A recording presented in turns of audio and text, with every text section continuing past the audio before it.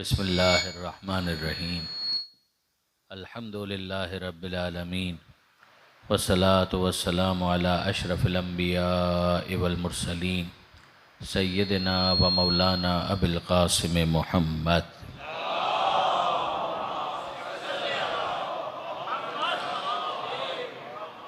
واہل بیتہ الطیبین الطاہرین المعصومین المظلومین المنتجبین المنتخبین المیامین لا سیما للامام المنتظر والحجۃ الثانی عشر الذین اذهب اللہ عنہم الرجس وطہرہم تطہیرا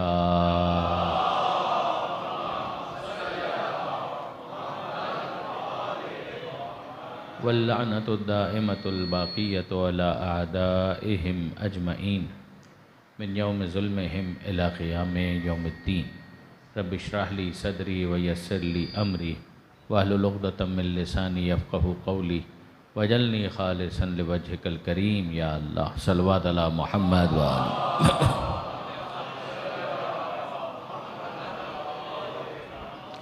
اما بعد فقد قال اللہ سبحانہ وتعالی فی القرآن الحکیم بسم اللہ الرحمن الرحیم من المؤمنین رجال صدقوا ما عاہدوا اللہ فمنہم من قضى نحبہ ومنہم من ينتظر وما بدلوا تبدیلا صلوات علی محمد وآل محمد۔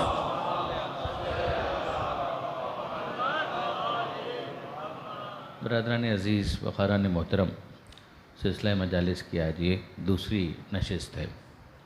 فکر حسین کی الف بے، یہ ہمارا موضوع ہے، اور سورہ احزاب کی اس آیت کو آپ نے آج بھی سماعت فرمایا کہ جس میں پروردگار عالم چنیدہ بندوں کا تذکرہ کرتے ہوئے یوں تعریف کر رہا ہے کہ من المؤمنین رجالون، کہ مومنین میں کچھ ایسے مرد ہیں کہ جنہوں نے جو وعدہ خدا سے کیا تھا اس کو پورا کر دکھایا۔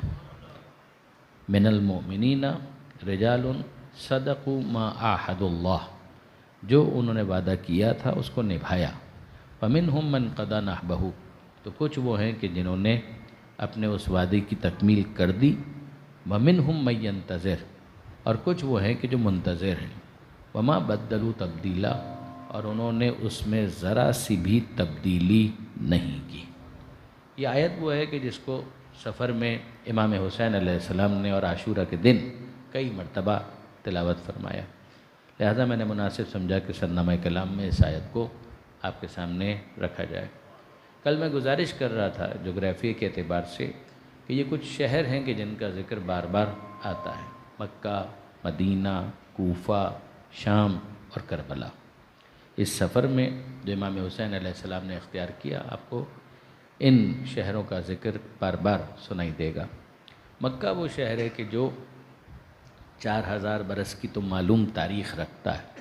حضرت ابراہیم علیہ السلام نے جب خانہ کعبہ کو رینوویٹ کیا تو قرآن مجید میں بھی اس کے حوالے سے آیت موجود ہے، وَإِذْ يَرْفَعُ إِبْرَاهِيمُ الْقَوَاعِدَ مِنَ الْبَيْتِ وَإِسْمَاعِيلُ، کہ وہ وقت یاد کرو کہ جب ابراہیم اور اسماعیل اس گھر کی بنیادوں کو بلند کر رہے تھے، بنا نہیں رہے تھے، بلند کر رہے تھے، یعنی بنیادیں موجود تھیں اور ان موجود بنیادوں کو وہ بلند کر رہے تھے۔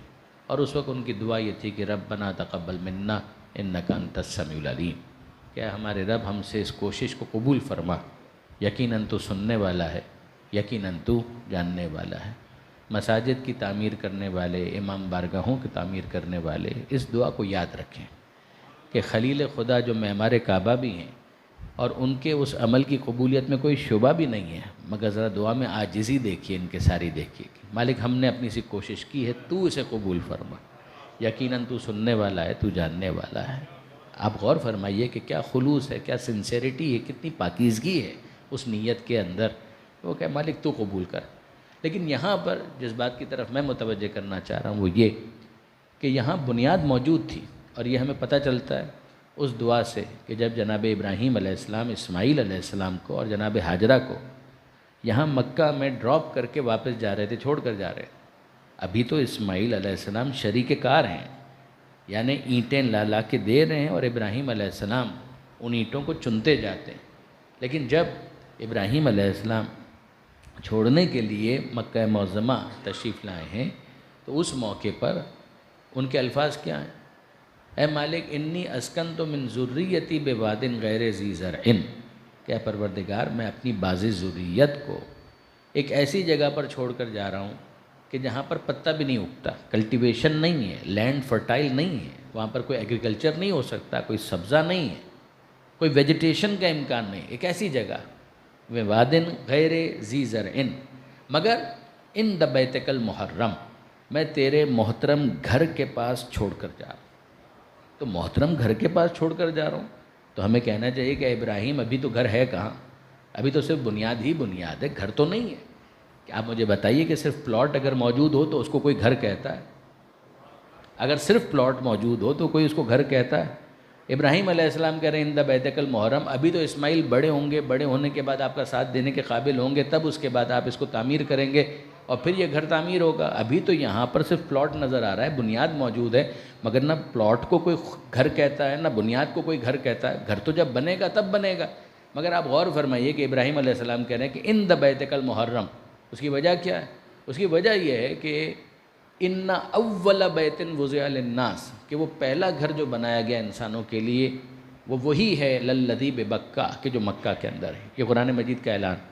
تو خانہ کعبہ تو آدم علیہ السلام کے زمانے میں بھی تھا، اور پھر اس کے بعد امتداد زمانہ سے وہ طوفان نوح کے زمانے میں منہدم بھی ہو گیا، اور اس موقع پر حجر اسود کو ڈپازٹ کر دیا گیا تھا امانتاً کوہ قبیس میں۔ یہ تو تاریخ کعبہ ہے اور یہ ہمارا موضوع نہیں ہے، یہ تو صرف بات آ گئی تو میں اشارہ کرتے ہوئے آگے بڑھنا چاہ رہا ہوں کہ یاد رکھیے کہ ہوا یہ کہ خانہ کعبہ جو ہے منہدم ہو گیا، تو صرف بنیادیں رہ گئیں۔ تو اب آپ مجھے بتائیے کہ صرف بنیادیں رہ گئیں تو اب گھر تو نہیں ہے نا؟ ہم خود یہ کہہ رہے ہیں کہ گھر منہدم ہو گیا، گھر تو نہیں ہے۔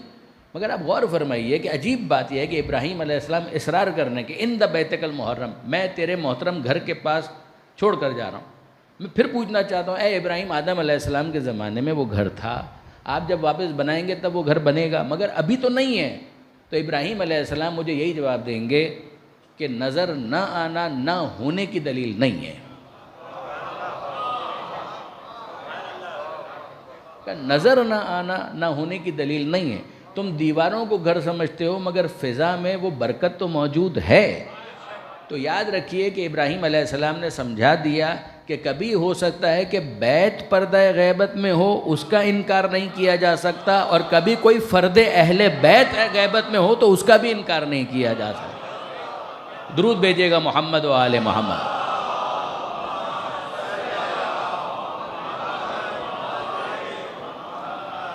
تو اب یہ مکہ معظمہ کہ آدم علیہ السلام کے زمانے سے وہ تاریخ چلی آ رہی ہے، ابراہیم علیہ السلام سے شمار کریں تو 4000 برس تقریباً ہو جاتے ہیں، اور پیغمبر اکرم ان کی آمد ولادت اسی شہر مکہ میں ہوئی، مولا کائنات اسی شہر مکہ میں، وہ جوف کعبہ میں ان کی ولادت ہوئی۔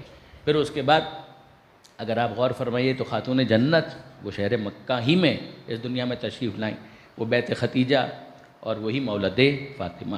وہ گھر بہت اہم کہ جو جناب خدیجہ سلام اللہ علیہ کا مکان تھا، کہ شادی کے بعد پیغمبر اکرم نے اسی محلہ بنی ہاشم میں تھا جناب خدیجہ کا بھی مکان، اور وہیں پر پھر پیغمبر اکرم نے اپنی زندگی کے وہ باقی سال جو مکہ میں گزارے ہیں، تو ان کا بیس، ان کی بنیاد، ان کا مسکن یہی بیت خدیجہ تھا۔ یہیں سے پیغمبر اکرم ہجرت کر کے مدینہ منورہ تشریف لے گئے، اور اسی گھر میں امیر المومنین کو اپنے بستر پر سلا کر روانہ ہوئے تھے۔ جو مشہور واقعہ ہم سب شب ہجرت کا سنتے ہیں، اس کا تعلق جس گھر کے ساتھ ہے وہ بیت خدیجہ۔ تو یہ سب مکہ کے واقعے۔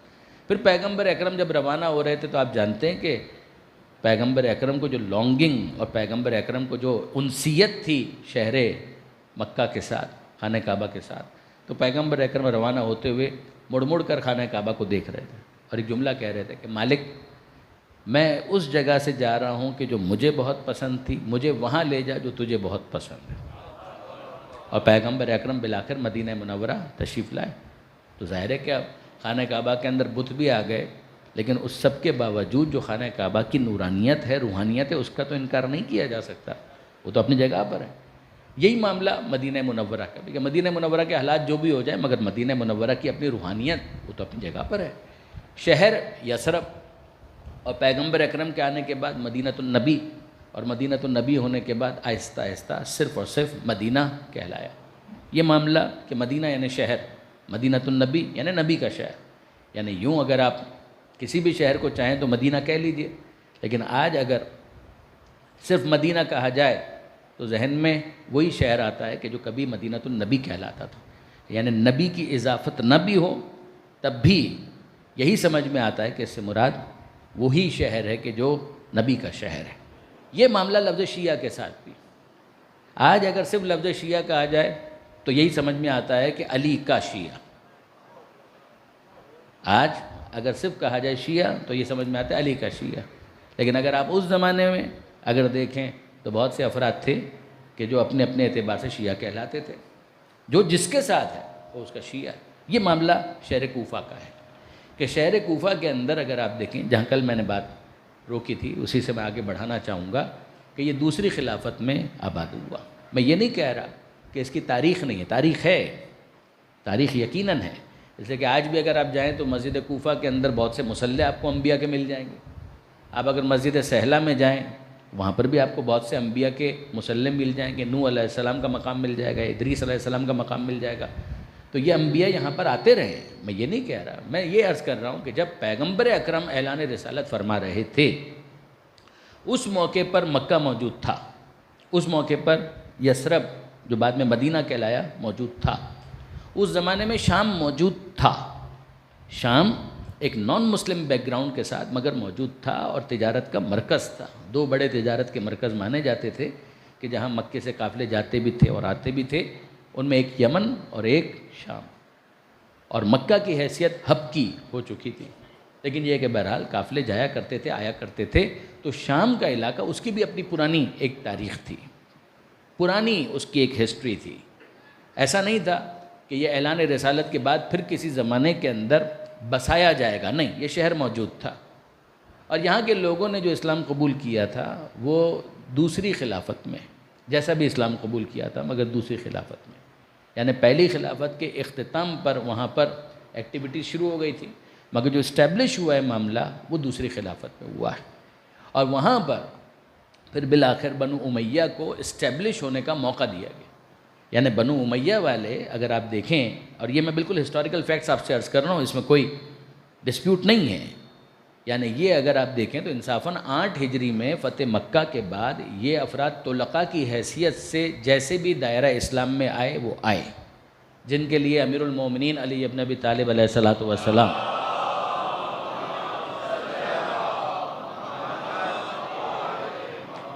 مولا کا تبصرہ یہ تھا کہ ما اسلموا ولیکن استسلموا، اسلام کہاں لائے تھے یہ لوگ، انہوں نے تو بس اسلام کی نقاب ہے کہ جو اپنے چہرے پر ڈال لی تھی اپنے آپ کو بچانے کے لیے، کہ مکہ فتح ہو چکا، پیغمبر اکرم نے ایک موقع دیا، انتم الطلقاء، تم سب کو آزاد کیا جاتا ہے، آزاد کردہ۔ یہ وہ لفظ ہے کہ جو خاتون جنت حضرت بی بی فاطمہ زہرا سلام اللہ علیہا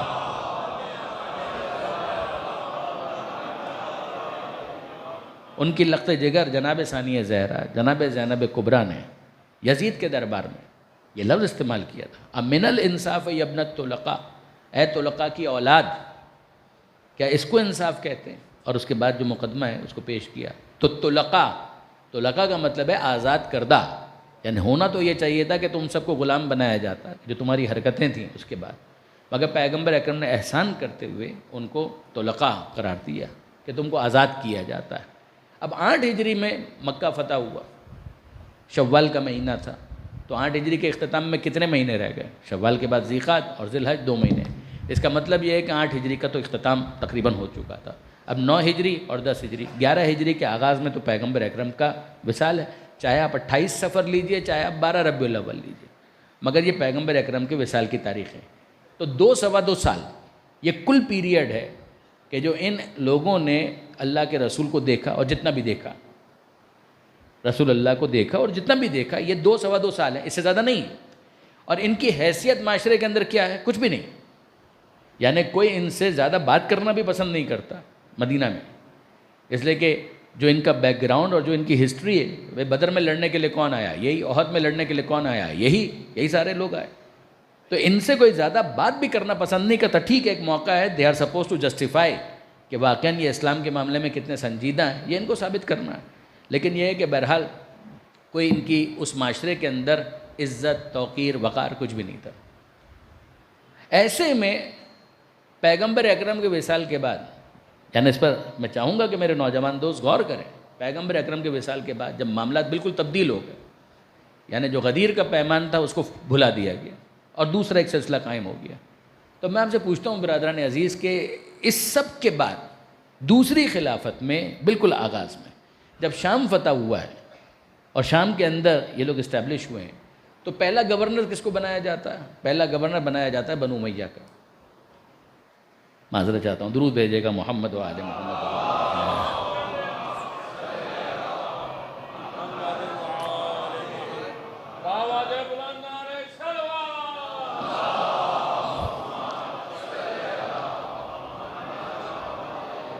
یزید بن ابی سفیان، یہ وہ یزید نہیں ہے، دوسرا، یعنی امیر شام کا بڑا بھائی، اس کو بنایا گیا کہ آپ وہاں پر گورنر بنی، اور جب ان کا انتقال ہوا تو انہی کے پھر چھوٹے بھائی ان کو وہاں کا گورنر بنایا گیا کہ یہ یہاں کے گورنر رہیں گے۔ اچھا، گورنر کا مطلب کیا ہے؟ گورنر آج کے زمانے کا گورنر آپ مت سمجھیے گا، گورنر کا مطلب یہ ہے کہ پورا دین سکھانے کا ذمہ دار، یعنی وہاں پر پورا دین سکھانے کا ذمہ دار کس کو بنایا گیا؟ ان کو بنایا گیا کہ جو خود 2 سال پہلے طلقاء کی حیثیت سے دائرہ اسلام میں آئے، انہوں نے خود اسلام کتنا سیکھا ہے، یعنی اس کو عربی کے اندر ایک جملہ، ایک محاورہ ہے کہ فاقد الشیء لا یعطی، کہ جس کے پاس خود نہ ہو وہ دوسرے کو نہیں دے سکتا۔ اگر آپ کسی سے کہیں کہ 500 روپے ادھار دیجئے تو اس کی جیب میں 500 ہوں تو وہ دے گا نا، اگر اس کی اپنی جیب میں 500 نہیں ہے تو وہ کہاں سے آپ کو 500 روپے دے گا؟ اب یہاں دین سکھانے کا ذمہ دار ان کو بنایا جا رہا ہے کہ جن کا اپنا دین مشکوک ہے۔ اور اب میں آپ کے سامنے صرف سیناریو رکھ رہا ہوں اس لیے کہ خیال خاطر احباب چاہیے ہر دم، انیس ٹھیس نہ لگ جائے آپ گینوں کو، تو آپ گینے بہت حساس ہیں۔ تو مسئلہ سارا یہ ہے کہ آپ مجھے بتائیے کہ اب وہ گورنر صاحب جو وہاں پر موجود ہیں اور جن کا ذمہ یہ ہے کہ یہ نئے نو مسلم، جو بیک گراؤنڈ ان کا کرسچینٹی کا تھا، یہ نئے جو مسلمان ہوئے ہیں ان کو انہوں نے اسلام سکھانا ہے، تو قرآن کے ذریعے سے سکھائیں گے۔ تو اب میں آپ سے پوچھتا ہوں کہ قرآن کے اندر تو سورہ آل عمران بھی آئے گی، اور جب سورہ آل عمران آئے گی تو جنگ احد کا بھی تذکرہ آئے گا، سورہ بقرہ پڑھیں گے تو جنگ بدر کا بھی تذکرہ آئے گا، اور جب جنگ بدر اور جنگ احد کا تذکرہ آئے گا تو اس کے اندر یہ بھی لکھا ہوگا کہ مسلمانوں سے کچھ لوگ تھے جو لڑ رہے تھے۔ تو اب آپ مجھے بتائیے کہ یہ افراد شام کے رہنے والوں کے سامنے جب قرآن مجید کی تفسیر کر رہے ہوں گے کہ جناب یہ آیت ہے، ایک جنگ تھی، بدر کا تو لفظ استعمال ہوا ہے، احد کی تفصیل موجود ہے، حنین کا لفظ استعمال ہوا ہے، ان ساری چیزوں کی تفصیل ان کو بیان کرنی ہے۔ تو میں آپ سے پوچھتا ہوں کہ آپ مجھے بتائیے کہ جب بدر کا ذکر آئے گا تو بدر کا ذکر کس طریقے سے آئے گا؟ کہ بھئی مسلمانوں کا کسی سے جھگڑا ہوا، لڑائی ہوئی، جنگ ہوئی، تو مسلمانوں کے مقابلے میں کون لڑ رہا تھا؟ شام والے سوال تو کریں گے نا، تو مجھے بتائیے کہ یہ جواب میں کیا کہیں؟ یعنی آپ ان سے اتنی شرافت کی توقع کرتے ہیں کہ جناب وہ تو ہم ہی تھے کہ جو اس موقع پر ان سے لڑ رہے، آپ کیا توقع کرتے ہیں؟ اور پھر اگر احد کا جو سورہ آل عمران کے اندر پوری تفصیل پروردگار عالم نے بیان کی ہے، اختتام پر آپ جا کر پڑھ لیجئے گا کہ وہ وقت یاد کرو کہ جب رسول تمہیں پکار رہے تھے اور تم بھاگے چلے جا رہے تھے، تو شام والوں کو حق ہے نا کہ پہلے تو یہ بتائیے کہ لڑ کس سے رہے تھے، اور پھر یہ بتائیے کہ یہ بھاگ کون رہے تھے۔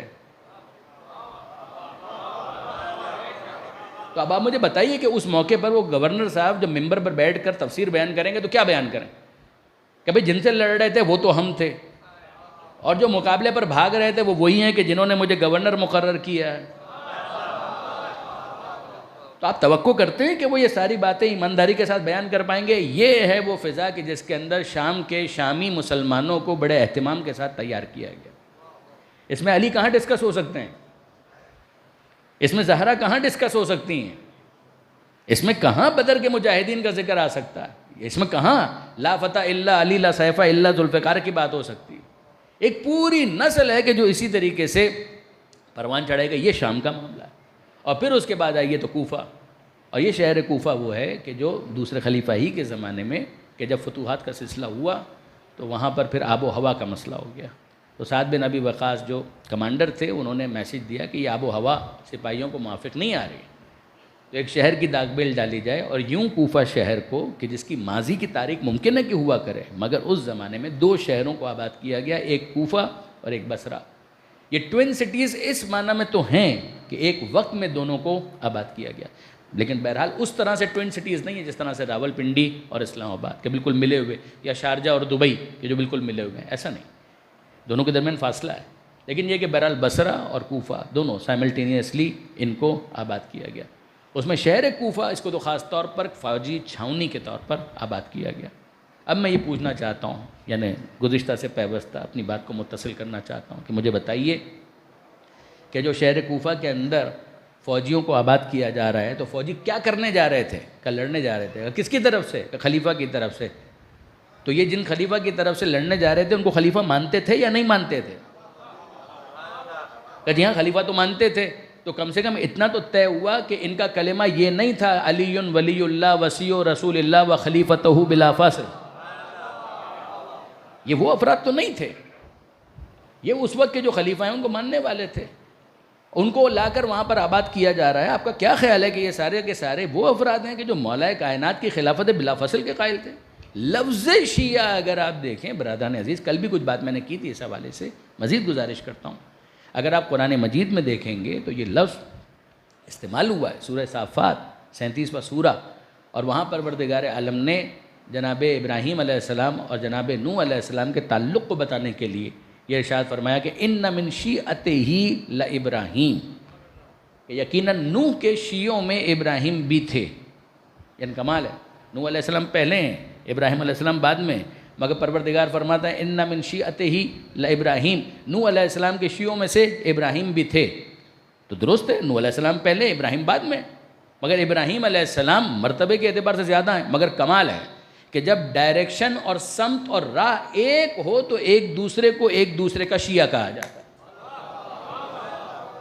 آپ نے غور فرمایا، ان من شیعتہ لابراہیم، اگر راہ ایک ہے تو ان دونوں کو ایک دوسرے کا شیعہ کہا جاتا ہے۔ یہ قرآن کی تعبیر ہے، یہ سورہ صافات۔ اور اب آئیے سورہ قصص، اس میں تو کمال ہی کر دیا۔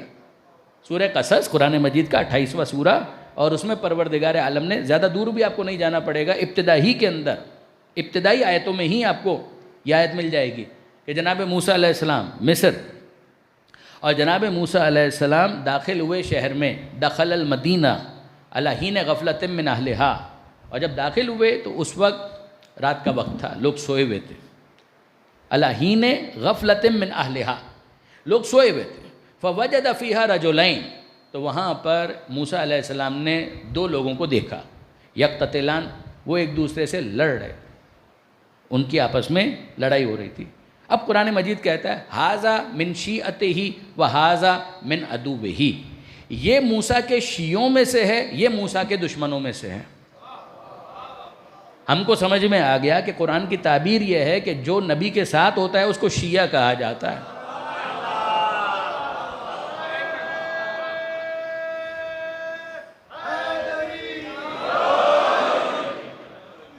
دخل المدینہ علی حین غفلۃ من اہلہا، داخل ہوئے شہر میں، لوگ سوئے ہوئے تھے، وجد فیہا رجلین، دو لوگوں کو دیکھا، یقتتلان، وہ آپس میں قتال کر رہے تھے، لڑ رہے تھے۔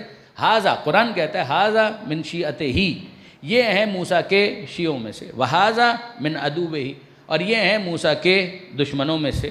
اب آگے قرآن مزید کہتا ہے فاستغاثہ الذی من شیعتہ علی الذی من عدوہ، استغاثہ کیا اس نے کہ جو موسیٰ کے شیعوں میں سے تھا، موسیٰ سے استغاثہ کیا، موسیٰ سے فریاد کی۔ استغاثہ کا مطلب کیا ہوتا ہے؟ لفظ غوث اسی سے نکلا ہے، فریاد کرنا، میری مدد کو آئیے۔ فاستغاثہ الذی من شیعتہ علی الذی من عدوہ، تو فریاد کی، استغاثہ کیا، مدد مانگی اس نے کہ جو موسیٰ کے شیعوں میں سے تھا، اس کے خلاف کہ جو موسیٰ کے دشمنوں میں سے تھا۔ تو ہم کو سمجھ میں آیا کہ جو جس کا شیعہ ہوتا ہے وہ اس سے استغاثہ بھی کرتا ہے، مدد بھی مانگتا ہے۔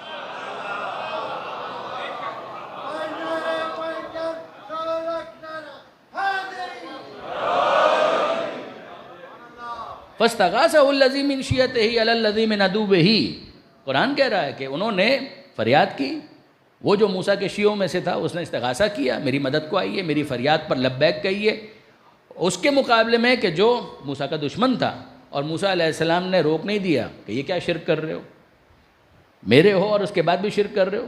موسیٰ علیہ السلام نے جا کر مدد بھی کی، اور پھر قرآن مجید نے بعد میں بتایا کہ یہ جو موسیٰ علیہ السلام کا شیعہ تھا، یعنی یہ طنز کے ساتھ، جب یہاں تک ہم بات بیان کرتے ہیں تو بعض افراد طنز کے ساتھ کہتے ہیں یہ بھی تو دیکھیے اس شیعہ نے بھی تو بہت سی غلط کام کیے تھے، ہم کہاں انکار کر رہے ہیں، مگر اس سے تو یہی ثابت ہوا نا کہ اگر شیعہ غلطی بھی کرتا ہے تو مولا اس کا ساتھ نہیں چھوڑتا، مولا اس کو سدھارنے کی ضرور کوشش کرتا ہے مگر اس کا ساتھ نہیں چھوڑتا، وہ اس کی رہنمائی کرتا ہے، وہ اس کی فریاد پر لبیک کہتا ہے۔ یہ لفظ شیعہ کا لغت کے اعتبار سے آپ دیکھیں، قرآن مجید کے اعتبار سے دیکھیں۔ اب اس کے بعد کہ لفظ شیعہ جس سے منسوب ہو جائے گا، اگر اس میں تقدس ہے تو اس لفظ کے اندر بھی تقدس آ جائے گا۔ بے شک اگر موسیٰ کا شیعہ ہے، کیا کہنا، یہ لفظ شیعہ اچھا ہوگا۔ اگر ابراہیم علیہ السلام کو نوح علیہ السلام کا شیعہ کہا جائے، ظاہر ہے کہ اس لفظ کے اندر ایک سینکٹیٹی آئے گی، اس کے اندر ایک برکت آئے گی۔ لیکن اگر فرض کیجئے یہ بالکل ایسا ہے جیسے اتحادی، تو جو جس کا اتحادی ہے، اگر حق کا اتحادی ہے تو یہ اتحاد اچھا ہے، اگر باطل کا اتحادی ہے تو یہ اتحاد برا ہے۔ اگر حق کی ساتھ دینے کی اس کی نیت ہے تو یہ حق کا ساتھ دینا اچھا ہے، اگر کوئی باطل کا ساتھ دینا چاہتا ہے تو یہ ساتھ برا ہے۔ بالکل اسی طریقے سے اگر آپ علی کا شیعہ کیا کہنا، موسیٰ کا شیعہ کیا کہنا، لیکن اگر کوئی کہے بنو امیہ کا شیعہ تو پھر ظاہر ہے کہ ایسی شیعت سے ہمارا پھر کوئی ربط و تعلق نہیں ہے، ایسی شیعت سے ہمارا کوئی ربط و تعلق نہیں ہے۔ اگر کوئی کہے جناب کہ امیر شام کا شیعہ، یزید کا شیعہ، اس سے ہمارا کوئی ربط و تعلق نہیں ہے۔ برادران عزیز، یہ لفظ اس زمانے میں استعمال ہوتا تھا، اور میں پھر بڑی احتیاط کے ساتھ کہہ رہا ہوں، اس زمانے میں جو لفظ استعمال ہوتے تھے ان لوگوں کے لیے کہ جو علی کے ساتھ ہیں، ان کو شیعہ نے علی بھی کہا جاتا تھا، ان کو علوی بھی کہا جاتا تھا کہ علی کے ماننے والے، اور ان کے مقابلے میں شیعہ نے بنی امیہ بھی کہا جاتا تھا، شیعہ نے عثمان بھی کہا جاتا تھا، عثمانی بھی کہا جاتا تھا۔ خود ان کا انتقال ہو چکا تھا مگر چونکہ وہ بھی بنو امیہ کے ساتھ تھے لہٰذا وہ ان کو ایک سمبل کے طور پر استعمال کیا کرتے تھے، اس میں کوئی اختلاف نہیں ہے۔ یعنی میں یہ نہیں کہہ رہا کہ صرف شیعہ کتابوں کے اندر ہے، آپ تاریخ کی مین اسٹریم کتابیں اگر دیکھ ڈالیں، انٹرنیٹ کا زمانہ ہے، اگر اس میں اگر آپ سوال کی صورت میں ڈال دیں گے تو بھی آپ کو یہ جواب مل جائے گا کہ یہ افراد کیا کیا عناوین کے ساتھ ان کا تعارف ہوا کرتا تھا۔ اب اس کے بعد وہی بات کہ کچھ وہ ہیں کہ جو امیر المومنین کے شیعہ ہیں مستقل طور پر۔ مستقل طور پر کا مطلب کیا ہے؟ پیغمبر اکرم کا اس دنیا سے وصال ہوا، جہاں علی ہیں یہ علی کے ساتھ ہیں، انہوں نے اپنے غدیر کے اس پیمان کو ہمیشہ یاد رکھا، اس وعدے کو ہمیشہ یاد رکھا۔ ما بدلو تبدیلا، ذرا سی بھی تبدیلی نہیں کی، جو سرنامہ کلام کی آیت، ذرا سی بھی تبدیلی نہیں کی، اپنے وعدے کو پورا کیا۔ یہ ہیں علی الاطلاق شیعہ نے علی۔ اور پھر ان کے مقابلے میں جو جتنی دیر کے لیے علی کا شیعہ ہو، مثال کے طور پر کہے کہ جناب ہم علی کو چوتھا خلیفہ مانتے ہیں لیکن بہرحال جمل میں ان کے ساتھ ہیں، وہ کہیں ہم علی کو چوتھا خلیفہ مانتے ہیں مگر صفین میں ہم علی کے ساتھ۔ آج بھی یہ موقف پایا جاتا ہے نا، بہت سے افراد ہیں وہ کہتے ہیں کہ ٹھیک ہے ہم مانتے چوتھا خلیفہ ہیں لیکن یہ ہے کہ بہرحال امیر شام کے مقابلے میں تو ہم علی کے ساتھ ہیں، جنگ جمل میں اگر ہم ہوتے تو ہم علی کے ساتھ ہوتے۔ تو جو ایسے شیعہ ہیں وہ کہلائیں گے سیاسی شیعہ، پولیٹیکل شیعہ، کہ وقتی طور پر جنگ کی حد تک شیعہ ہیں، ایک جنگ کی حد تک شیعہ، دو جنگ کی حد تک شیعہ، تین جنگ کی حد تک شیعہ، یہ ہیں وقتی طور پر شیعہ۔ جو کل میں نے حوالہ بھی دیا تھا اعلیٰ حضرت کا احمد رضا خان فاضل بریلوی، انہوں نے اپنے فتاوی رضویہ کے اندر بھی اس پر بحث کی کہ بہت سے افراد ہیں کہ جو چوتھا خلیفہ مانتے ہیں مگر مولا علی کو افضل سمجھتے ہیں، وہ کہتے ہیں ان کو بھی شیعہ کہا جاتا تھا، یہ بھی شیعہ کی ایک قسم ہے۔ مگر اگر آپ ہم سے پوچھیں کہ ہم کون سے شیعہ ہیں تو میں تکرار کروں گا جو کل جملہ کہا تھا کہ ہم نے غدیر میں جس پارٹی کو جوائن کیا آج تک اسی میں ہیں، قیامت تک اسی میں رہیں گے۔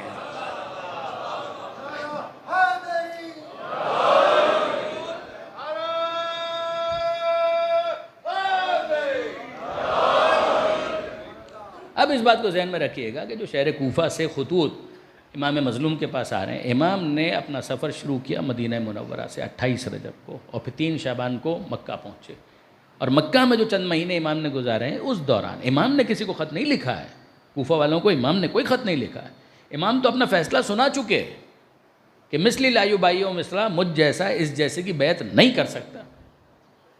امام اپنا وصیت نامہ مکتوب صورت میں جناب محمد حنفیہ کے پاس سبمٹ کرا چکے، انی لم اخرج اشیرم ولا بطیرا ولا مفسدم ولا ظالما. بعد از حمد و ثنائے پروردگار اور درود و سلام پیغمبر اور آل پیغمبر، پھر اس کے بعد الفاظ یہ ہیں کہ میں جو نکل رہا ہوں نہ شر کے لیے، نہ فساد کے لیے، نہ ریاکاری کے لیے. انما خرجت لطلب الاصلاح فی امت جدی، میں تو اپنے جد کی امت کی اصلاح کے لیے نکل رہا ہوں. اريد ان امر بالمعروف وانہا عن المنکر، میرا ارادہ تو بس اتنا ہے کہ میں امر بالمعروف کرنا چاہتا ہوں اور میں نہیں عن المنکر کرنا چاہتا ہوں.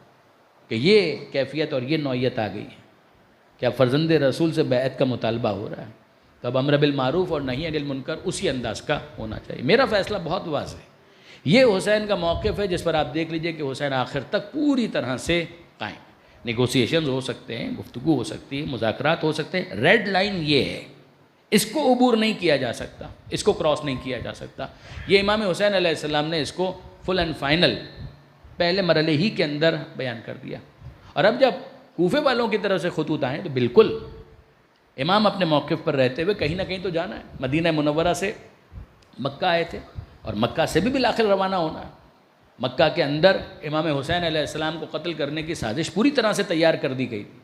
اور امام کا جملہ یہ تھا کہ میں پسند کرتا ہوں شبرن، شبر کہتے ہیں ایک بالشت کو، کہ اگر ایک بالشت بر بھی حدود حرم سے باہر میرا خون بہایا جائے یہ مجھے زیادہ پسند ہے، کہ ایسا نہ ہو کہ حرم کی حدود اور اس کی حرمت اسے پامال کیا جائے. تو امام نے باقاعدہ یہ کہا جب کسی نے سوال کیا کہ فرزند رسول حج تو بالکل آ چکا تھا، اتنا انتظار بھی آپ نے نہیں کیا. تو امام نے کہا کہ مجھے معلوم ہے، لیکن یہ کہ بہرحال قاتلوں کے وفود بھی آ چکے ہیں حاجیوں کے بھیس میں، تو میں پسند نہیں کرتا کہ حرم میں میرا خون بہایا جائے. لہٰذا امام حرم سے باہر تشریف لے گئے. اور اب امام ظاہر ہے کہ آگے بڑھ رہے ہیں، سفر کر رہے ہیں. اس طرف کوفے کے اندر کیا معاملات تھے؟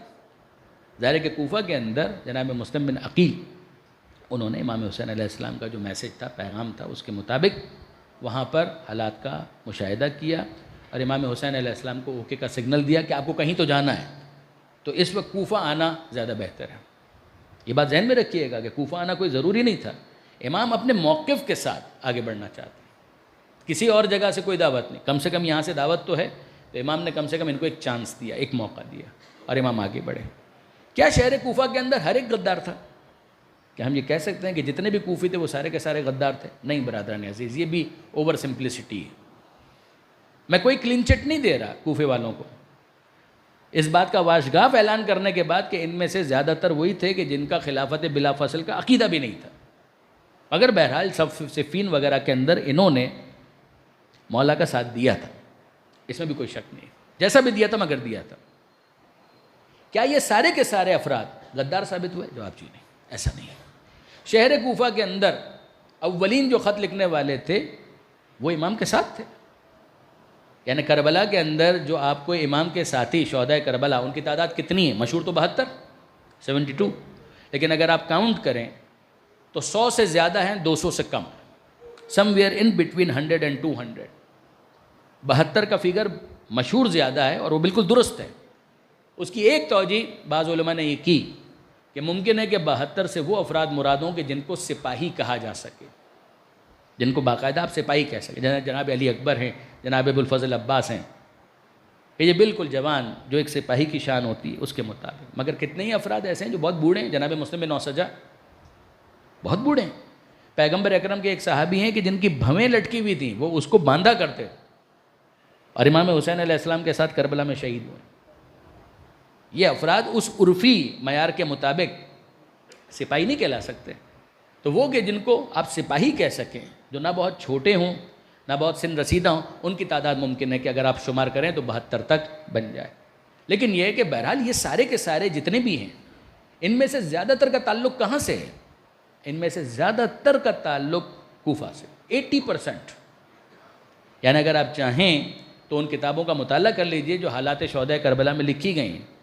چاہے عربی کے اندر جو کتاب ابصار العین فی انصار الحسین ہے اس کو دیکھیں، یا اردو کے اندر جو کتابیں اویلیبل ہیں جن میں بہت عمدہ کتاب خود علامہ سید علی نقی صاحب کی ہے شہداء کربلا کے نام سے، بہت عمدہ کتاب. اس کے اندر بھی اگر آپ شمار کریں گے 80%، شاید اس سے بھی زیادہ، ان سب کا تعلق شہر کوفہ سے ہے.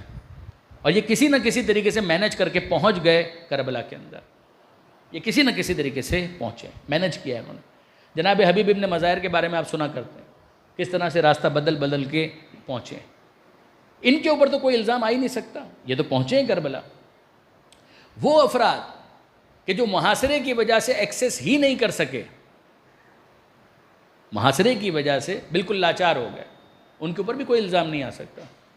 علامہ سید علی نقی صاحب نے بھی اس کے اوپر بڑی گفتگو کی، اور مجھے خوشی ہے کہ دور حاضر میں ماضی قریب بلکہ اسی زمانے کے کہلائیں گے، ابھی انتقال ہوا کچھ سالوں پہلے، اہل حدیث کے محقق عالم جناب مفتی اسحاق صاحب، جن کی ساری باتوں سے ہم اتفاق نہیں کریں گے، مگر اس موضوع پر جو انہوں نے گفتگو کی ہے بہت عمدہ ہے. وہ فرماتے ہیں جو بیچارے بالکل بے بس ہو گئے، ناکہ بندی کر دی گئی. شہر کوفہ کوئی چھوٹا شہر نہیں تھا، کوئی ایک گوٹ گاؤں دیہات نہیں آپ کہہ سکتے، کئی محلوں پر پھیلا ہوا ایک شہر تھا.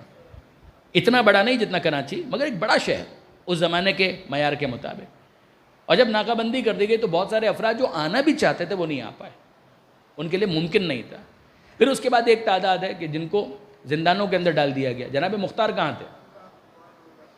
جناب مختار اس وقت کہاں تھے؟ وہ قید خانے میں تھے. جن کو پہلے ہی زندان میں قید کر دیا گیا ہے ان پر کوئی الزام نہیں، ان پر کوئی الزام. جناب میثم تمار کربلا کے واقعے سے بالکل متصل ہی ان کو شہید کیا گیا. آپ جناب میثم تمار اور جناب مختار کی گفتگو سنا کرتے ہیں مختار نامے میں، کہ جناب میثم تمار نے ان کو خبر دی کہ مستقبل میں تم خون حسین کا انتقام لینے والے ہو. تو یہ کہاں پر تھے؟ یہ زندان ہی کے اندر تو تھے. تو ان افراد کے اوپر کوئی الزام کہاں سے آ سکتا ہے جن کو بیچاروں کو زندان کے اندر قید کر دیا گیا؟ تو ان پر کوئی الزام نہیں. جو ناکہ بندی کی وجہ سے محاصرے میں پھنسے ہوئے تھے ان پر کوئی الزام نہیں ہے. جو خود کسی نہ کسی طریقے سے پہنچ گئے ان پر کوئی الزام نہیں، کسی قسم کا کوئی الزام نہیں. لیکن یہ ہیں کتنے ہیں جو پہنچے اور جو رہ گئے. یہ جو سامنے افراد دشمنی کے لیے آئے ہیں ان کی جو تعداد ہے تو تقریباً 30,000 سے لے کر لاکھوں تک بیان کی جاتی ہے. آپ انصاف سے بتائیے ان کا تعلق کہاں سے؟ ان کا تعلق بھی تو کوفہ سے ہے. ان پر الزام ہے؟ بالکل الزام. وہ افراد کہ جو سامنے آ کر لڑ رہے ہیں حسین ابن علی سے، ان میں بھی کچھ وہ تھے بہت کم کہ جنہوں نے فلور کراس کیا، کہ جو وہاں تک پہنچے اور پہنچنے کے بعد امام حسین علیہ السلام سے آ کر مل گئے. نمایاں ترین نام جناب حر کا، مگر وہ اس انٹینشن کے ساتھ نہیں آئے تھے. انٹینشن یا نیت تو ان کی دوسری تھی، مگر بالآخر جب ضمیر بیدار ہوا تو انہوں نے فلور کراس کیا. اس طرح سے بعض افراد اور بھی ہیں کہ جو عاشور کے دن امام حسین کے پاس آ گئے. ممکن ہے کہ انہوں نے ارادہ ہی یہ کیا ہو کہ وہاں پہنچنے کی ایک صورت یہ ہے کہ ان لوگوں میں شامل ہو کر وہاں پہنچا جائے اور پھر بالآخر حسین ابن علی تک اپنے آپ کو پہنچایا جائے. ممکن ہے، یا اس وقت ان کا ضمیر بیدار ہوا اور وہ آئے. لیکن یہ بھی ہیں اور یہ بھی کربلا کے شہداء میں شامل ہیں. ان پر کیا الزام ہو سکتا ہے؟ کوئی الزام نہیں کہ بالآخر انہوں نے حق کو قبول کیا. اب آئیے وہ افراد کہ جن کا ضمیر کمزور تھا اور جو جناب مسلم بن عقیل کا ساتھ چھوڑ کر چلے گئے. دیکھیے جناب مسلم بن عقیل بھی جب یا منصورہ امت کا نعرہ بلند کر رہے تھے نا، ابھی تو ہم نے کربلا کی بات کی، اب آپ جناب مسلم بن عقیل پر آ جائیے. جناب مسلم بن عقیل کوڈ تھا یا منصورہ امت، کہ جب یہ نعرہ بلند ہوگا اس کا مطلب یہ ہے کہ میدان میں آ جاؤ.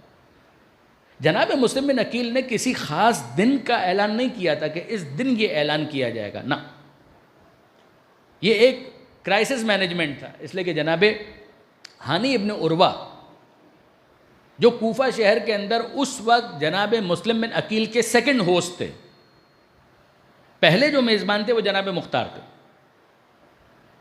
جب عبید اللہ ابن زیاد نے کوفہ کا ایڈیشنل چارج لیا ہے، اس لیے کہ کوفہ کا پہلا گورنر تھا نعمان بن بشیر، جو امام حسین علیہ السلام سے کوئی ڈائی ہارڈ محبت نہ بھی کرتا ہو لیکن بہرحال کوئی اقدام نہیں کرنا چاہتا تھا. جیسے ولید کا معاملہ تھا شہر مدینہ کے اندر جس پر کل بات ہوئی، بالکل وہی معاملہ تقریباً 19-20 کے فرق کے ساتھ نعمان بن بشیر کا. کہ نعمان بن بشیر گورنر ہے کہاں کا؟ کوفہ کا. کس کی طرف سے؟ یزید کی طرف سے. کیا وہ یزید کا وفادار ہے؟ جی ہاں. مگر کیا حسین کے خلاف کوئی اقدام کرنا چاہتا ہے؟ جی نہیں. کیا جناب مسلم بن عقیل کو گرفتار کرنا چاہتا ہے؟ جی نہیں. اس نے بھی تقریباً وہی بات کر دی کہ میں یہ الزام لینا پسند کروں گا کہ میں ایک کمزور گورنر ہوں، مگر حسین ابن علی کے سفیر کے خلاف میں کوئی اقدام نہیں کرنا چاہتا.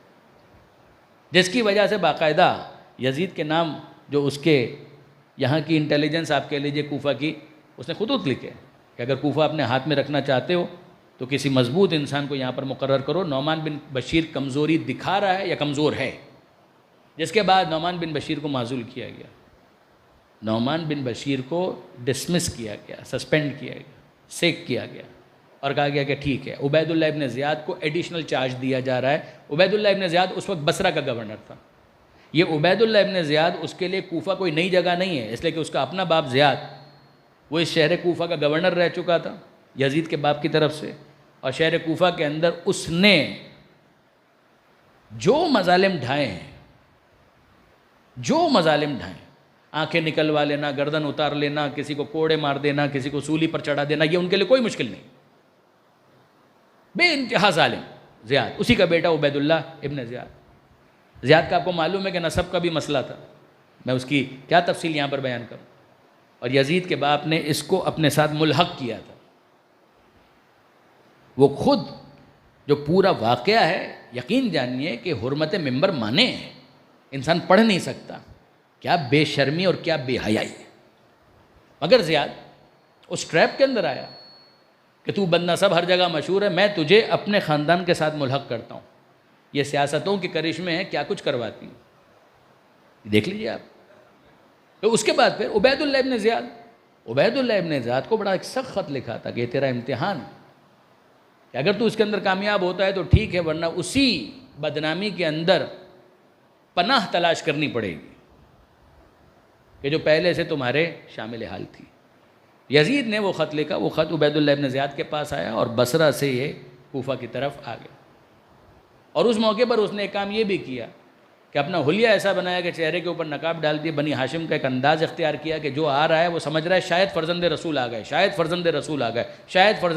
گئے، جس کا نتیجہ یہ نکلا کہ وہ افراد کے جو کسی طریقے سے ان کا تعارف مخفی بھی تھا تو عبید اللہ ابن زیاد کے سامنے وہ آشکار ہو گیا. اب عبید اللہ ابن زیاد آیا ہے دارالامارہ، اور آنے کے بعد اس نے نعمان بن بشیر کے ہاتھ میں وہ پروانہ دیا کہ دیکھ لیجئے آپ کو معزول کر دیا گیا ہے، نیا گورنر میں ہوں. اور اب جب وہ گورنر کی پوسٹ پر آ گیا اور جناب ہانی ابن عروہ کو گرفتار کیا. ہانی ابن عروہ، یہاں پر بھی یہ میرے نوجوان دوست اگر ہو سکیں تو تحمل کے ساتھ میری اس بات پر غور کیجئے گا. ہانی ابن عروہ کتنا بڑا نام، بہت بڑا نام. ہانی ابن عروہ کوفہ کے شہید ہیں، بے شک ہیں. جناب مسلم بن عقیل کا ساتھ دیا، بالکل دیا. ہانی ابن عروہ کے بہت اچھے تعلقات تھے عبید اللہ ابن زیاد کے ساتھ. آپ کہیں یہ کیا بات ہو گئی، یہ کیا بات ہو گئی، یہ کیسا مومن ہے، یہ کیسا شیعہ ہے کہ عبید اللہ ابن زیاد کے ساتھ بہت اچھے تعلقات ہیں. نہیں برادران عزیز، اس کا مطلب یہ ہے کہ آپ بہت ہی محدود نظر کے ساتھ کسی چیز کو دیکھ رہے ہیں. جب آپ کسی معاشرے کے اندر رہ رہے ہوتے ہیں، بھئی امام کی طرف سے اعلان جنگ ہو گیا تو بسم اللہ، پھر تو ختم ہو گئی بات. لیکن اگر ایسا نہیں ہے تو بہرحال آپ کو اس سوسائٹی کے اندر معاشرت بھی رکھنی ہے، جو معاملات ہیں ان کو بھی آگے بڑھانا ہے، مومنین کے مسائل کو حل بھی کروانا ہے، کسی نہ کسی طریقے سے ان کے لیے اسپیس بھی کریٹ کرنی ہے. یہ کوئی بری چیز نہیں ہے،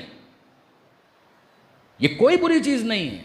انسان کو اتنا معاملہ فہم ہونا چاہیے، انسان کو معاشرت کے اصولوں کو بھی سمجھنا چاہیے. تو جناب ہانی ابن عروہ، اگر آپ کہیں کہ قلب میں، دل میں کیا عبید اللہ ابن زیاد کے لیے کوئی محبت تھی؟ ناٹ ایٹ آل، کوئی محبت نہیں تھی. لیکن اگر آپ یہ کہیں کہ ظاہر دائری کے ماتحت کچھ تعلقات ان کے تھے، بالکل تھے. آنا ہے، جانا ہے، ملنا ہے، جلنا ہے. کسی کا کوئی کام پھنسا ہوا ہے تو کسی طریقے سے اس کو نکلوانا ہے. عبید اللہ ابن زیاد سے ان کے تعلقات تھے. انہوں نے اپنا ایک ریپو ان کے ساتھ بلڈ اپ کیا ہوا تھا، اور اس پر شریعت کو کوئی اعتراض بھی نہیں ہے. Be very clear on this point کہ نری جذباتیت نہیں ہونی چاہیے. کم سے کم انسان کو اتنا عقل مند ہونا چاہیے. دیکھیے، بہادر ہونے میں اور بے وقوف ہونے میں فرق ہوتا ہے. ان دونوں کو آپس میں کنفیوز نہیں ہونا چاہیے. ایک انسان بہادر ہوتا ہے، مگر بہادر ہونے کے ساتھ ساتھ وہ معاملہ فہم بھی ہوتا ہے. اس کو معلوم ہے کہ نیگوشیٹ کیسے کرنا ہے، مذاکرات کیسے کرنے ہیں. یہ ساری مہارتیں بھی اس کے اندر ہونی چاہیے. تو اب جناب ہانی ابن عروہ، عبید اللہ ابن زیاد کی طرف سے پیغام آ رہا ہے کہ ہانی کو بلاؤ، سب آ کر مل چکے ہیں. ہانی کیوں نہیں آ رہے؟ ان کا قبیلہ، ان کی کمیونٹی بہت بڑی کمیونٹی تھی. بہت سے افراد باڈی گارڈ کی حیثیت سے ان کے ساتھ چلا کرتے تھے. انہوں نے اپنا ایک اسٹیٹس مینٹین کیا ہوا تھا جس کی وجہ سے وہ بہت سے کام کروا پاتے تھے. تو ظاہر ہے کہ ایک بڑی کمیونٹی کو وہ ریپرزینٹ کرتے تھے، ان کا قبیلہ تھا. تو عبید اللہ ابن زیاد نے کہا سب آ رہے ہیں، ملاقات کر رہے ہیں، ہانی کیوں نہیں آ رہے؟ اور ہانی نہیں آنا چاہ رہے تھے کہ ایسا نہ ہو کہ میں وہاں پر جاؤں اور اس کے نتیجے میں کوئی ایسی بات چیت ہو کہ جس سے جناب مسلم بن عقیل کے ویئر اباؤٹس کا پتہ چل جائے. بڑی لمبی داستان ہے کہ جناب مسلم بن عقیل کو ابھی تک وہ ٹریس نہیں کر پایا، اور پھر اس کے بعد اپنے ایک غلام کو جاسوس کے طور پر مقرر کیا جس کا نام تھا معقل، میم عین قاف اور لام، قاف 2 نقطے والا، اور اس کو کہا کہ یہ کچھ رقم رکھو، یہ تمہارے لیے فنڈ ہے، اور اس کے ذریعے سے کہیں سے معلوم کرنے کی کوشش کرو، چلے جاؤ لوگوں کے درمیان تاکہ تمہیں پتہ چلے۔ اور اب معقل کا طریقہ کار کیا تھا؟ وہ آ گیا مسجد کے اندر، اور مسجد کے اندر اس نے کس کو دیکھا؟ جناب مسلم بن اوسجہ اسدی کو۔ کوئی شبہ ہے کہ جناب مسلم بن اوسجہ مخلص ہیں؟ کوئی شبہ نہیں۔ کربلا کے پہلے شہید ہیں جناب مسلم بن اوسجہ، اگلی تقریروں میں یہ تفصیلات آنے والی انشاءاللہ۔ یہ جناب مسلم بن اوسجہ اسدی نماز پڑھ رہے تھے، سجدہ کر رہے تھے، دعا کر رہے تھے پروردگار کی بارگاہ میں، اور غیر معمولی انداز عبادت تھا۔ یہ معقل کے الفاظ تاریخ میں لکھے ہوئے ہیں کہ معقل نے اپنے آپ سے کہا کہ یہ جو شیعہ ہوتے ہیں نا علی کے، یہ عبادت بہت زیادہ کیا کرتے ہیں، یہ نمازیں بڑے اہتمام کے ساتھ پڑھتے ہیں، ان کے سجدے غیر معمولی ہوتے ہیں، لگتا ہے کہ یہ شیعہ ہے، لگتا ہے کہ یہ شیعہ ہے۔ اور وہ مسلم بن اوسجہ کے پاس آئے اور آ کر ان کو ٹریپ کرنے کی کوشش کی کہ میں نے سنا ہے کہ شہر کوفہ کے اندر کوئی بنی ہاشم میں سے ہے، حسین کا کوئی نمائندہ ہے، وہ آیا ہوا ہے، بڑا دل چاہتا ہے کہ ان کی زیارت ہو، کچھ میرے پاس رقم بھی ہے، میں ان کی خدمت میں پیش بھی کرنا چاہتا ہوں۔ مسلم بن اوسجہ اسدی نے اپنے طور پر پورا اطمینان کیا، مگر بہرحال اس کی باتوں میں آ گئے، اور پھر اس کو لے کر جناب مسلم بن عقیل کے پاس آئے۔ اور جناب مسلم بن عقیل کے پاس جب وہ آیا ہے تو اس نے ظاہر ہے کہ اپنی وفاداری کا بھی اعلان کیا، محبت کا اظہار بھی کیا، وہ رقم بھی پیش کی کہ یہ ڈونیشن ہے میری طرف سے، اور پھر اس کے بعد وہاں پر صبح سے شام تک بیٹھا کرتا تھا اور رات کو آ کر ابن زیاد کو ساری رپورٹ دیا کرتا تھا کہ آج یہ ہوا اور آج یہ ہوا اور آج یہ ہوا اور آج یہ ہوا۔ اور جب اس کو عبید اللہ ابن زیاد کو پتہ چلا کہ اچھا اس کا مطلب یہ کہ ہانی کے گھر پہ یہ سب کچھ ہو رہا ہے، اب ہانی کو فورسفلی بلوایا گیا۔ اگر میں بیمار ہوں، کہا کہ نہیں کچھ دیر کے لیے صحیح مگر امیر کے پاس آپ آئیے ضرور، اور جناب ہانی کو لایا گیا۔ اور جناب ہانی جب آئے ہیں تو جناب ہانی سے یہ پوچھا عبید اللہ ابن زیاد نے کہ یہ تم نے اپنے گھر میں کیا کیا ہوا ہے؟ تو میں نے کچھ نہیں کیا۔ کہا حسین کا نمائندہ تمہارے گھر میں اور تم مجھ سے کہہ رہے ہو کہ تم نے کچھ نہیں کیا؟ کہا کہ نہیں میں نے کچھ نہیں کیا۔ اور اس موقع پر معقل کو لا کر سامنے کھڑا کر دیا۔ اب جناب ہانی ابن عروہ ظاہر کہ سمجھ گئے کہ یہ معاملہ تو آشکار ہو چکا ہے، تو انہوں نے کہا کہ دیکھو مسلم بن عقیل میرے پاس آئے تھے اور میری پناہ کے طلبگار تھے، لہٰذا میں نے ان کو پناہ دی ہے، اب اگر تم پسند نہیں کرتے تو میں جاتا ہوں اور ان سے کہتا ہوں کہ وہ اپنے لیے کوئی دوسری پناہ تلاش کر۔ یہ ظاہر ہے کہ جناب ہانی ابن عروہ نے لنگر آن کرنے کی کوشش کی کہ کسی طریقے سے اس کو ٹالا جائے۔ تو عبید اللہ ابن زیاد نے کہا کہ یہ کچھ بھی نہیں، مسلم کو میرے حوالے کرو، اسی صورت میں تمہاری جاں بخشی ہو سکتی ہے۔ تو جناب ہانی ابن عروہ نے کہا کہ اچھا مسلم کو تمہارے حوالے کروں تاکہ تم ان کو قتل کر دو، یہ تو نہیں ہو سکتا کہ میں اپنے مہمان کو کہ جس کو میں نے پناہ دی ہے حسین کا نمائندہ اسے تمہارے حوالے کر دوں تاکہ تم اس کی گردن اتار دو، یہ نہیں ہو سکتا۔ اگر یہ نہیں ہو سکتا تو قید بھی ہوں گے اور تمہاری گردن ماری جائے گی۔ میں ہر ایک کے لیے تیار ہوں، ہر چیز کے لیے تیار ہوں۔ یہ ہے جناب ہانی ابن عروہ کا جذبہ۔ یہ کوفہ کا بوڑھا مجاہد ہے، بہت ایجڈ تھے، ان کو قید کر دیا گیا، اور جناب ہانی ابن عروہ کی قید کی خبر باہر آ گئی۔ اور اب جناب مسلم بن عقیل کے لیے کوئی امکان نہیں ہے کہ وہ کوئی باقاعدہ پلان کریں، یہ ڈیزاسٹر مینجمنٹ ہے، ایک ایمرجنسی سچویشن ہے۔ اس موقع پر جناب مسلم بن عقیل نے چند ساتھیوں کے ساتھ یا منصورہ امت کا نعرہ بلند کیا کہ اب یہ نہیں ہو سکتا کہ جو میرا میزبان ہے وہ اس طرح سے قید میں ہوں اور میں اپنے آپ کو مخفی رکھوں۔ تو انہوں نے اپنے آپ کو آشکار کیا، ظاہر کیا، اور جب انہوں نے آشکار کیا تو اس موقع پر جناب مسلم بن عقیل کے ساتھ وہ ہزاروں کی تعداد میں جو افراد تھے وہ جمع ہوئے، جو ایک ایک کر کے پھر جانے لگے۔ وہ آپ جانتے ہیں کہ انہوں نے بے وفائی کا مظاہرہ کیا۔ یہ سب کے سب وہ ہیں کہ جن کے اوپر الزام ہے۔ اب یہاں پر میں ایک سوال آپ سے پھر کرنا چاہتا ہوں۔ ظاہر ہے کہ بزرگان تو شاید یہ سوال نہ کریں، مگر میرے نوجوان دوستوں کے ذہن میں یہ سوال ضرور آئے گا اور آنا چاہیے کہ بھئی وہ افراد کہ جو کربلا میں امام کے ساتھ تھے، جناب مسلم بن عقیل تنہا کیسے رہ گئے؟ ان کو تو بالآخر جناب مسلم بن عقیل کے ساتھ ہونا چاہیے تھا۔ یعنی ابھی میں نے آپ کے سامنے نام لیا جناب مسلم بن اوسجہ اسدی کا، یہ تو تھے جناب مسلم بن عقیل کے ساتھ تھے۔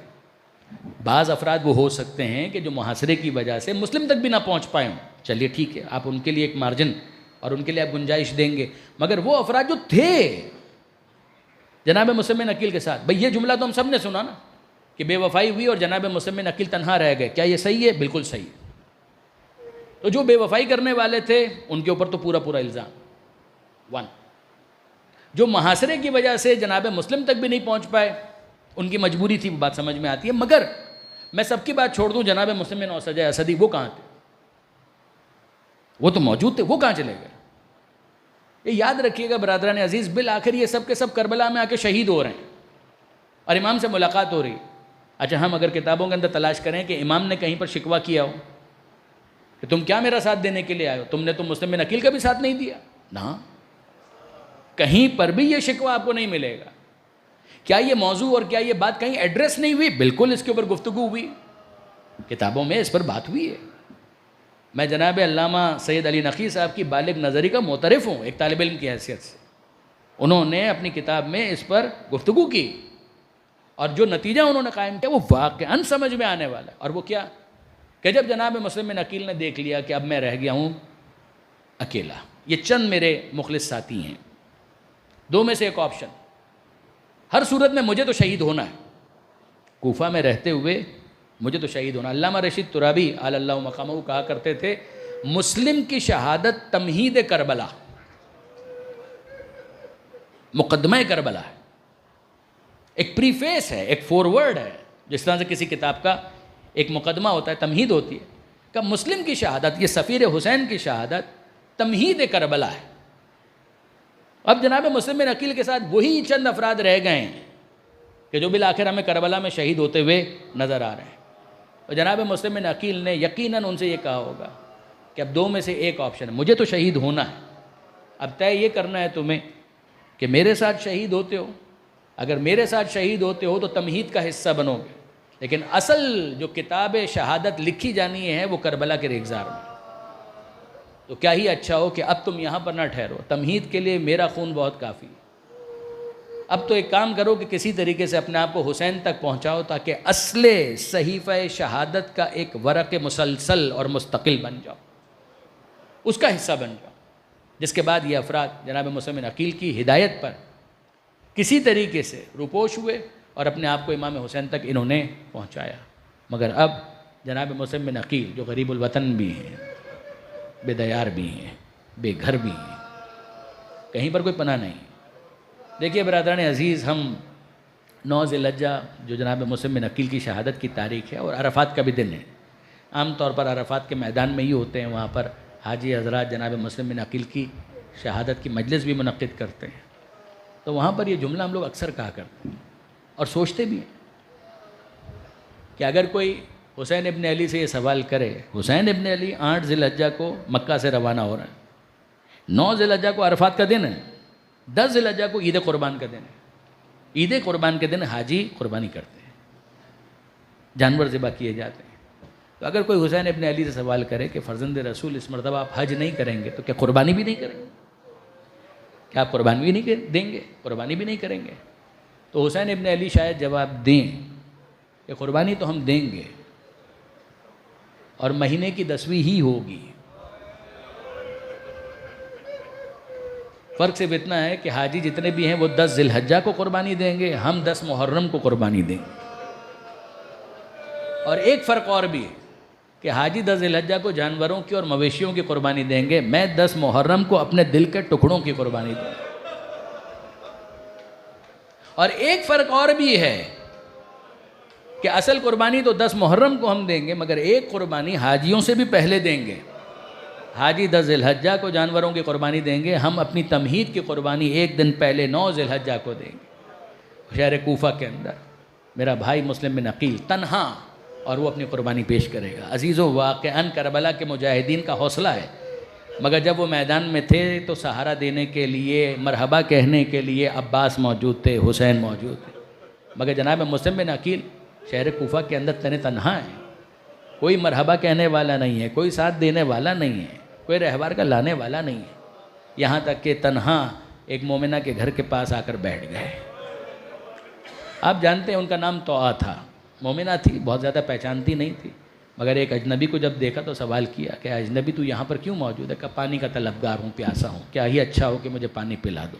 جناب طوعہ گئیں اور پانی لے کر آئیں، اس نے پانی پیا، مگر وہیں بیٹھا رہا، جناب مسلم وہیں پر بیٹھے ہوئے ہیں۔ تو طوعہ نے سوال کیا کہ اجنبی، ظاہر ہے کہ میں ایک شریف عورت ہوں، پسند نہیں کرتی کہ ایک اجنبی میرے گھر کے پاس اس طرح سے بیٹھا رہے۔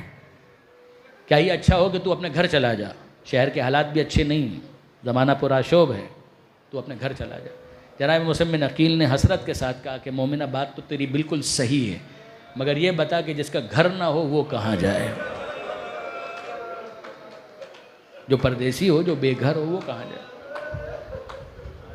اب طوٰا کے ذہن میں کچھ خیال آیا اور سوال کیا، من انتا، آپ ہیں کون؟ اور جناب مسلم نے اپنا تعارف کروایا، انا مسلم ابن عقیل، انا برید الحسین، میں حسین کا سفیر ہوں، میں حسین کا پیغمبر ہوں، میرا نام مسلم بن عقیل ہے۔ اس مومنہ نے پہچان لیا، ہاتھوں کو جوڑ کر کہا کہ فرزند رسول کیا ہی اچھا ہو کہ آپ میرے مہمان بنیے، میرا گھر حاضر ہے۔ جناب مسلم بن عقیل نے اس کی میزبانی کو قبول کیا اور ایک کمرے کے اندر جا کر کچھ دیر کے لیے وہاں پر سیٹل ہوئے، عبادت کی تیاری کر رہے تھے۔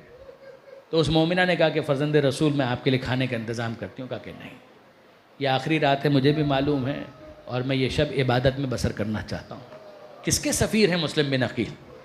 اسی حسین کے کہ جس نے شب عاشور مانگی تھی عبادت کے، وہ آخری رات حسین نے بھی عبادت میں بسر کی اور مسلم بن عقیل نے بھی عبادت میں بسر کی۔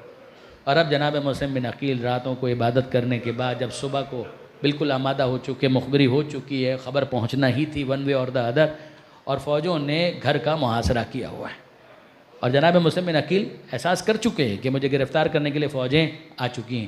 تو انہوں نے تلوار کو اپنے ہاتھ میں لیا، قبضے پر ہاتھ رکھا، اور اس کے بعد پھر باہر جانے لگے۔ تو آگے بڑھ کر کہتی ہیں کہ فرزند رسول کہاں جا رہے ہیں؟ کہا میں ان فوجوں سے مقابلے کے لیے جا رہا ہوں۔ کہا فرزند رسول اگر آپ گھر میں رہ کر مقابلہ کریں گے زیادہ بہتر مقابلہ کر پائیں گے، اگر باہر جائیں گے تو ظاہر ہے کہ آپ کے لیے خطرات زیادہ ہوں گے۔ تو جناب مسلم بن عقیل نے کہا کہ مومنہ بات تیری بالکل ٹھیک ہے کہ اگر میں گھر میں رہوں گا تو زیادہ بہتر مقابلہ کر سکوں گا، مگر اس کا نتیجہ کیا ہوگا کہ تیرے پردے کو صدمہ پہنچے گا۔ ظاہر ہے کہ یہ فوج بے حیا بالآخر اس گھر کے اندر داخل ہوگی، ہو سکتا ہے تیری چادر سے رکھ جائے، ہو سکتا ہے کہ کوئی تجھے گرفتار کرنے کی کوشش کرے۔ میں تیری بے حرمتی قبول نہیں کر سکتا، میں اس خطرے کو قبول کرنے کے لیے تیار ہوں۔ ہم ہاتھ جوڑ کر کہیں اے عقیل کے غیرت دار مسلم، ایک عام مومنہ کے پردے کا آپ کو اتنا خیال ہے؟ مگر ذرا شام غریبہ میں آ کر دیکھیے، یہ عام مومنہ نہیں ہیں، یہ زینب ہیں، ثانیہ زہرا ہیں، یہ علی کی بیٹیاں ہیں کہ جن کے خیموں کو آگ لگائی جا رہی ہے، جن کی چادروں کو چھینا جا رہا ہے۔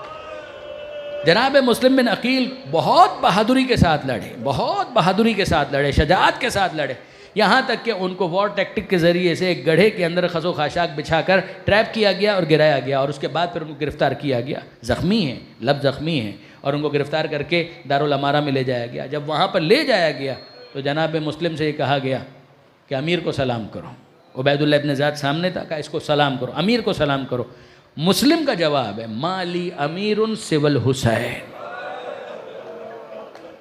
اگر مجھ سے پوچھتے ہو تو میرا امیر بس ایک ہے کہ جس کا نام ہے حسین، مالی امیر سوى الحسین، میرا امیر بس حسین ہے، امیری حسین۔ اور پھر اس کے بعد جناب مسلم بن عقیل کو جب قتل کرنے کے لیے دارالامارہ کی چھت پر لے جایا جا رہا تھا، بکر بن حمران اس کو یہ ٹاسک دیا گیا، اور جناب مسلم بن عقیل آہستہ آہستہ سیڑھیوں سے بامیں دارالامارہ پر جا رہے تھے۔ اللہ اکبر، الحمدللہ، سبحان اللہ، تسبیح و تمجید و حمد الہی کرتے ہوئے آہستہ آہستہ چھت پر پہنچے، اور وہاں پر جب جناب مسلم بن عقیل کو قتل کرنے کے لیے تلوار کو بلند کیا، بکر بن حمران کے ہاتھ سے تلوار چھوٹ گئی، وہ کانپنے لگا، وہ کانپنے لگا۔ کیا دیکھا اس نے؟ وہ خود بیان کرتا ہے کہ میں نے دیکھا کہ اللہ کے رسول اپنی سفید داڑھی کو پکڑے ہوئے فریاد کر رہے کہ میرے اس بچے نے تیرا کیا بگاڑا ہے؟ کیوں میرے اس بچے کو قتل کرنا چاہتا؟ بکر بن حمران دوڑا دوڑا گیا ابن زیاد کے پاس، اور ابن زیاد نے پوچھا کیا ہوا، قتل کیا؟ کہا کہ نہیں۔ کہا کیوں؟ کہا کہ میں نے اللہ کے رسول کو دیکھا۔ کہا تیرا وہم ہے، جا اور جا کر قتل کر دے۔ اور یہ پھر واپس آیا، اور اس دوران جناب مسلم بن عقیل ہاتھ بندھے ہوئے ہیں، مگر آہستہ آہستہ کسی طریقے سے چھت کی دیوار تک اپنے آپ کو پہنچایا، اور انہوں نے دیکھا کہ نیچے کوفہ کے لوگ کھڑے ہوئے تماشا دیکھ رہے ہیں، عید کی تیاری کر رہے ہیں، نیا لباس، اور پھر اپنے بچوں کو اپنے کاندھوں پر بٹھایا ہوا ہے، تماشا دیکھ رہے ہیں کہ کیا ہوگا اور کس طرح سے مسلم کو قتل کیا جائے گا۔ جملہ ہے جناب مسلم بن عقیل کا کہ ان تمام لوگوں کو مخاطب کر کے جناب مسلم نے کہا اے کوفے والوں، جو تمہارا رویہ تھا وہ تو دیکھا، مگر اب ایک مہربانی کرنا کہ کچھ دنوں کے بعد میرے 2 بچے یہاں پر آنے والے ہیں، کم از کم ان کا دل زخمی مت کرنا یہ کہہ کر کہ تمہارے باپ کو یہاں پر قتل کیا گیا، ان کو یہ مت کہنا۔ یہ باتیں ہو رہی تھی، بکر بن حمران آیا اور جیسے ہی اس نے تلوار گرانا چاہی، جناب مسلم نے حسین ابن علی کو یاد کیا، السلام علیکہ یا ابا عبداللہ، اے میرے مظلوم آقا، آپ پر آپ کے سفیر کا سلام۔ اور راہ کربلا میں جناب حسین مظلوم ایک جگہ کرسی پر بیٹھے ہوئے تھے، اچانک اپنی جگہ سے کھڑے ہوئے اور کوفہ کا رخ کر کے کہنے لگے وعلیکہ السلام یا اخی مسلم، اے میرے بھائی مسلم تم پر بھی بھائی کا سلام ہو۔ جناب زینب نے سوال کیا، اے بھیا کس کو سلام کر رہے ہو؟ کہا زینب اگر دیکھنا چاہو تو ذرا دیکھو، ابھی دارالامارہ پر میرے بھائی مسلم بن عقیل کا سر تن سے جدا کیا گیا۔